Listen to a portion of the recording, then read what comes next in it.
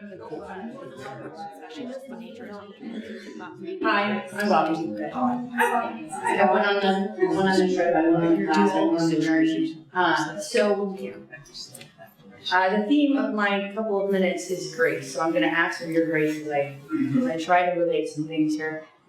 I'm a professor, public health, and I work across the street in College of Professional Studies at DU. I'm a student here, was an MPhil student, and I'm a Master of Theological Studies student. And when this opportunity became available to go to this class, I was very excited for very nuts and bolts things. Like, hey, I'm going to go and learn some watch tools to put in my tool box so that I can do this job that I do better. And so that I can try to figure out what I'm supposed to do with this other thing that I'm just patient, that I'm not really sure how it fits in. So that was the intention that I went into. I'm also a bit socially awkward and don't deal well with crowds. And so the idea of living in a house together with 12 people, I was like, we're going to see how this goes. And true to form, first night, we got in this really heavy discussion about controversial issues. And I was like, I'm leaving tomorrow. And I was like, I should probably sleep on this. And so I woke up in the morning like, I'm still leaving. And I just didn't. Right, so I just leaned in. And I say that to say this 2-week process with speakers and with each other in the community was that roller coaster every day of this. I'm leaving, I'm not leaving, I'm leaving, I'm not, and I can do this, I can't do this. And it wasn't necessarily about this huge emotional turmoil that was happening out here. It was this, how do I bring, as my class said, how do I bring these things together? And I can't believe how much I'm hiding everywhere I'm going. And so every speaker that we talked to, I got to hear different ways that they bring parts of themselves. And we had really good conversations about, is there an authentic self? And how does that present? And how do we bring what we can of ourselves when we feel comfortable to? So we go through that. And you guys, thanks. It was like that Jesus gay camp. Like, I'm not kidding. Like,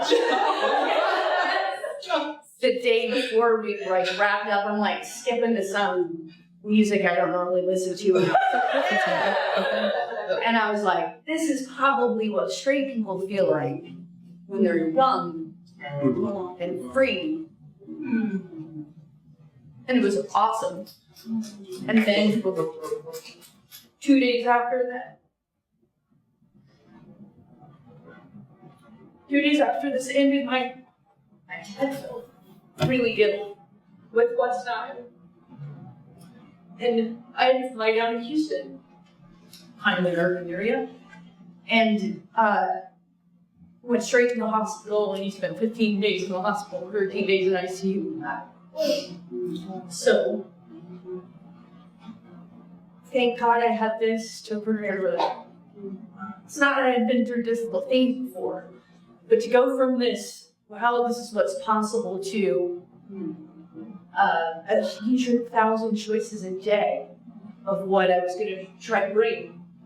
The part that I find interesting now, almost 3 months later, is I did this awesome project after the class was over with all these amazing things that I had from every speaker that I held on to and that I learned, and yours was humor, by the way, and had to use things like that. And I had all these things that I used constantly because I was as gay and as non-binary, queer, whatever there, as I am here. But it was Texas, and it was Houston, and it was Durango, Louisiana, which makes Durango look like a metropolis.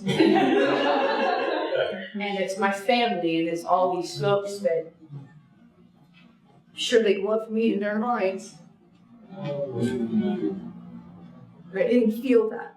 And I was holding on to all these things. I can't remember a fraction of now, because the grief is in this. They bring me back to grace.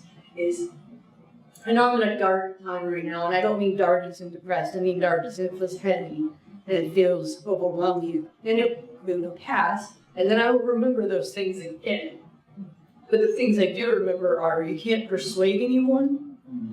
Humor is powerful, and grace and data can be nice thoroughfares, but the love of the community exists. and it is more powerful and it will pull through. And cruel towns and being real, there's the ideal and then there's the reality, and it's okay that I will continually walk in these places that are uncomfortable and irreconcilable, and it's okay.